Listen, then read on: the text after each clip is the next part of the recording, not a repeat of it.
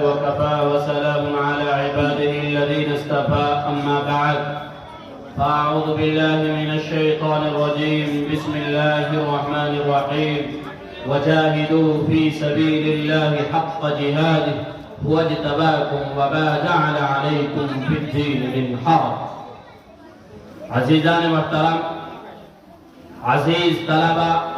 اور تمام اساتذہ اکرام اور حضرت اقدس ناظم صاحب دامت برکاتہم العالیہ اور ہمارے گاؤں سے جو مہمانان اکرام تشریف لائے ہیں، ان تمام حضرات کا ہم دل کی گہرائیوں سے شکریہ ادا کرتے ہیں، کیونکہ انہوں نے اپنے وقت کو نکال کر ہماری مختصر سی دعوت پر اپنے کام کو چھوڑا اور ہماری اس چھوٹی سی دعوت پر انہوں نے اپنا وقت نکال کر مدرسے کو دیا ہے. تو اس لیے ان کے آنے پر ہم ان کا شکریہ ادا کرتے ہیں اور ان کا استقبال کرتے ہیں اور ان کے آنے پر آلم و سالم کہتے ہیں اور ان کے آنے پر خوش آمدید کہتے ہیں. تو عزیزان محترم، یہ جو آج ہمارا پروگرام ہے، آج یہ 15 اگست ہے کہ آج ہماری آزادی کے 76 سال مکمل ہو گئے ہیں. عزیزان محترم، یہ تاریخ بتائی جاتی ہے اور کہا جاتا ہے کہ 1857 سے جنگ آزادی شروع ہوئی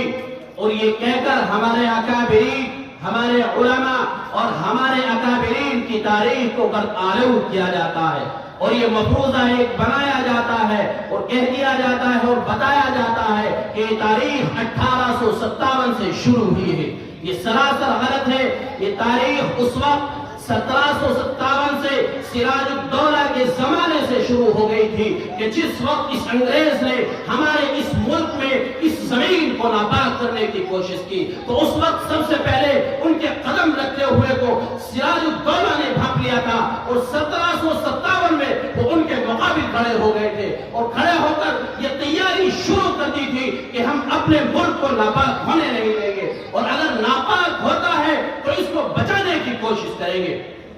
ٹیپو سلطان شہید رحمت اللہ علیہ نے 1751 میں اس ملک کے لیے قربانی دی اور اپنے آپ کو شہادت جان پیش کر دیا، اپنے آپ کو اس ملک کے لیے قربان کر دیا. دادو میاں نے 1776 میں اس ملک کے لیے اپنی جان گنوا دی اور اپنے آپ کو مٹا دیا اور اپنے آپ کو پیش کیا. آج ان اکابرین کا نام دور دراز تک نہیں آتا ہے اور اس تاریخ سے مٹانے کی کوشش کی جاتی ہے. ایسا نہیں ہو سکتا ہے کہ ہمارے اکابرین کو غلط آلود نہیں کیا جا سکتا ہے، کیونکہ اس ملک کی زمین میں، اس مٹی میں ہمارا خون شامل ہے. ہم نے اس ملک کو اپنا خون دیا ہے، اپنی جان سے سینچا ہے، اپنے خون سے سینچا ہے. ایسا نہیں ہو سکتا ہے کہ ہمارے اکابرین کو غلط آلود کیا جا سکے. تاریخ اس کو بھلا نہیں سکتی ہے. تاریخ میں ہے، تاریخ یہ کہتی ہے کہ ہمارے اکابرین نے جام شہادت نوش کرتے ہوئے اس ملک کو آزاد کرایا ہے. اب آپ یہ کہتے ہیں کہ صرف 1857 سے یہ کام شروع ہو جاتا ہے. نہیں عزیزان محترم، 1703 میں شاہ ولی اللہ محدث دہلوی رحمت اللہ علیہ مکہ المکرمہ کے اندر تھے. اللہ تبارک و تعالیٰ کی طرف سے وہ صادقہ کے ذریعے اور کشف و الہام کے ذریعے ان کو یہ خبر دی گئی کہ آپ اب یہاں نہ رہیں، آپ یہاں سے چلے جائیں. ہندوستان کو آپ کو بچانے کی ضرورت ہے. وہاں لوگ ہندوستان کو گندا کرنے کی کوشش کر رہے ہیں اور آپ یہاں سے مکہ المکرمہ سے آپ چلے جائیں اور جا کر وہاں آپ جا کر یہ دیکھیں کہ ہندوستان میں کیا حالات بن رہے ہیں. شاہ ولی اللہ محدث دہلوی رحمت اللہ علیہ اس وقت وہاں سے چلے اور اس وقت انہوں نے دیکھا جو حجاج اکرام ترکی سے تشریف لائے تھے اور سمرقند سے تشریف لا رہے تھے اور افریقہ کے حصوں سے تشریف لا رہے تھے، تو ان سے انہوں نے سیاسی معاملے پر اپنا نظرانہ عقیدہ پیش کیا اور ان سے پوچھا کہ آپ کے یہاں سیاسی حکومت کیا کر رہی ہے، کیا اقتدار ہے تمہارا. ان سے احوال پوچھے اور ان سے پوچھنے کے بعد محدث دہلوی رحمت اللہ علیہ دلی تشریف لے آئے اور اپنا پروگرام شروع کر دیا کہ جو لوگ اس کو مٹانے کی کوشش کر رہے تھے، کہ جن لوگوں نے 1494 میں آ کر اس ملک کو ناپاک کرنے کی کوشش کی تھی اور بنگال کے اندر انہوں نے اپنی انڈیا ایسٹ کمپنی کو جنم دیا تھا جو 30,000 پاؤنڈ سے انہوں نے شروع کی تھی. اب آہستہ آہستہ یہ لوگ قدم بڑھا رہے تھے اور یہ چاہ رہے تھے کہ ہم ہندوستان پر قابض ہو جائیں۔ اورنگزیب عالمگیر رحمت اللہ علیہ کی حکومت تھی، تو اس وقت انہوں نے یہاں آ کر انہوں نے اپنا سکہ جمانا شروع کر دیا، اور اس وقت آہستہ آہستہ مغلیہ حکومت ختم ہونے لگی، یہاں تک کہ شاہ عالم کا زمانہ آ پہنچا۔ شاہ عالم کا زمانہ تھا، شاہ عالم کے زمانے میں جب انہوں نے دیکھا کہ ان کی اپنی کمپنی مضبوط ہو گئی ہے، تو انہوں نے اپنے اور قلعے کو مضبوط کرنا اور شروع کر دیا۔ بنگال کے اندر انہوں نے ایک قلعہ تعمیر کیا، اور قلعہ تعمیر کرنے کے بعد انہوں نے برہان پور، آگرہ اور اجمیر ان تمام جگہوں پر اپنی کمپنیوں کی بنیاد ڈالی، اور یہاں سے ان کا کام شروع ہوتا گیا۔ آہستہ آہستہ مغلیہ حکومت ختم ہوتی چلی گئی، یہاں تک کہ جب احمد شاہ کا زمانہ پہنچا، احمد شاہ کے زمانے میں 1448 سے 1748 سے لے کر اور 1752 تک یہ ملک طوائفہ کی طرح بکھر کر رہ گیا، اور اس وقت افغانستان اور ایران کی نظریں ہندوستان پر لگی ہوئی تھی، یہ چاہتے تھے کہ ہم بھی اس کو ڈاکہ ڈالیں۔ اس وقت ہندوستان کو سونے کی چڑیا کہا جاتا تھا، آج ہندوستان میں سے آج اس کے 6 حصے کر دیے گئے ہیں، جو اس وقت متحدہ ایک ہندوستان تھا، آج اس کے 6 حصے کر دیے گئے ہیں۔ تو اس وقت جب انہوں نے اس حالات کو پیش کیا اور دیکھا کہ ہاں یہ ہمارے اوپر ڈاکہ زنی کرنے کی کوشش کر رہے ہیں، تو ان سے مقابلے کے لیے اتر آئے، اور شاہ ولی اللہ محدث دہلوی رحمت اللہ علیہ نے گھر گھر جا کر اور شہر شہر جا کر،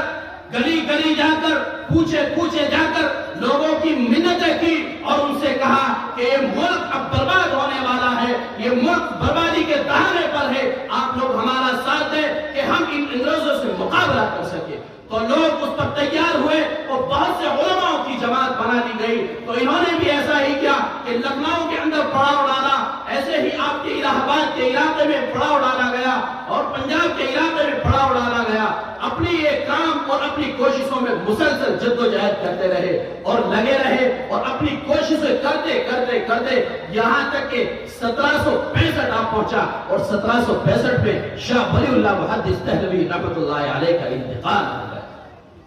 اب یہ جو شہزادہ تھا، جو چناؤ تیار کیا گیا تھا، جو مرد مجاہد تھا، جس نے انگریزوں کو للکارا تھا اور اپنے آپ کو میدان میں پیش کر دیا تھا، جو کسی سے ڈرتا اور گھبراتا نہیں تھا، جو بات کہنی تھی وہ حق بات وہ انگریز کے سامنے بھی کہتا تھا اور انگریز کے پیچھے بھی کہتا تھا، کسی سے ڈر اور خوف کی کوئی ضرورت نہیں تھی، وہ گھبراتا نہیں تھا، اسے معلوم تھا کہ اللہ تبارک و تعالیٰ نے مجھے عزت دی ہے، اور اللہ تبارک و تعالیٰ ہی کے ہاتھ میں ہے، وَتُعِزُّ مَن تَشَاءُ وَتُذِلُّ مَن تَشَاءُ۔ کوئی آدمی مجھے ذلیل نہیں کر سکتا ہے، کوئی آدمی مجھے نیچا نہیں دکھا سکتا ہے، لیکن میں اس ملک کی اپنی جان سے بڑھ کر حفاظت کروں گا۔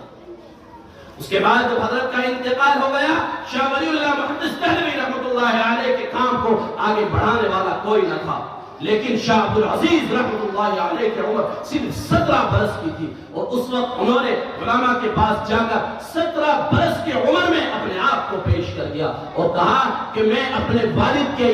یہ بنیاد رکھی ہوئی، یہ نہیں رکھی ہوئی کہ جس طریقے سے اس کو بنایا جا رہا ہے انشاءاللہ ہم اس پر عمل کرنے کی کوشش کریں گے، اور انہوں نے اپنی جانیں تک گنوا دی، یہاں تک کہ شہادت کا جام نوش کر دیا۔ تو عزیزان محترم، صرف ایسا ہی نہیں ہے کہ یہ کام صرف 1857 سے شروع ہوا ہے، نہیں، اس ملک کی اس زمین میں، اس ملک میں، اس زمین کے اندر ہمارا خون شامل ہے، ہمارے اکابرین نے اپنے آپ کو پیش کیا ہے، اور آج ہم بھی یہی کہتے ہیں کہ اگر اس ملک کو ضرورت ہماری پڑی تو انشاءاللہ ہم اس کے لیے خون اور جان دینے کے لیے تیار ہیں، کیونکہ ہم اسے جی سے اور جان سے زیادہ پیار کرتے ہیں۔ ہندوستان ہمارا ہے۔ آج لوگ ہم کو یہ کہہ دیتے ہیں کہ ہندوستان آپ کا نہیں ہے، عزیزان محترم ایسا نہیں ہے، کیونکہ ہندوستان کے لیے ہماری قربانی شروع سے ہے، جو ہمارے روحانی والدین ہیں کہ حضرت قاسم صاحب رحمت اللہ علیہ، مولانا رشید احمد گنگوہی رحمت اللہ علیہ، اشرف علی تھانوی رحمت اللہ علیہ، یہ تمام اکابرین دیوبند کہ جب 1947 میں جنگ شروع ہوئی اور یہاں انہوں نے اس وقت مقابلہ شروع کیا تو شاملی کے میدان میں نہ جانے کتنے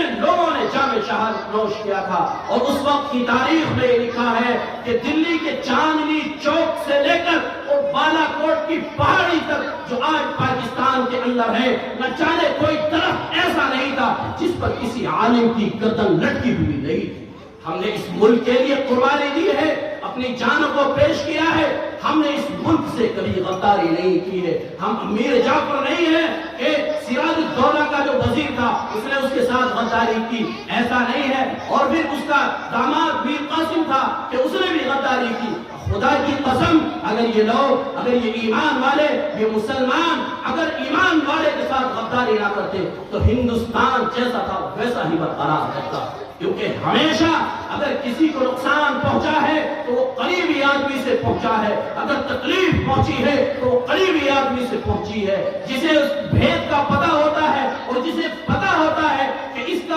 ارادہ کیا ہے، یہ کرنا کیا چاہتا ہے، اس کا نظم و نسق کیا ہے، کس طرف یہ جا رہا ہے، اس کی منزل کیا ہے، تو منزل میں رکاوٹ اپنے ہی ڈال سکتے ہیں، غیر نہیں ڈال سکتے ہیں۔ ایسا عزیزان محترم، کیونکہ ہمارے اکابرین کو دیکھ کر غیر گھبرا جاتے تھے اور تھرا جاتے تھے اور پیشانی پسینے سے شرابور ہو جایا کرتی تھی، لیکن عزیزان محترم جو دکھ ہمیں اپنوں نے پہنچایا ہے وہ غیروں نے نہیں پہنچایا ہے۔ تو ہم درخواست کرتے ہیں کہ اپنے ملک کے لیے دل اور جان سے زیادہ ہمیں محبت ہونی چاہیے، پیار ہونا چاہیے، جیسا ہمارے اکابرین کو اپنے ملک سے زیادہ محبت اور پیار تھا۔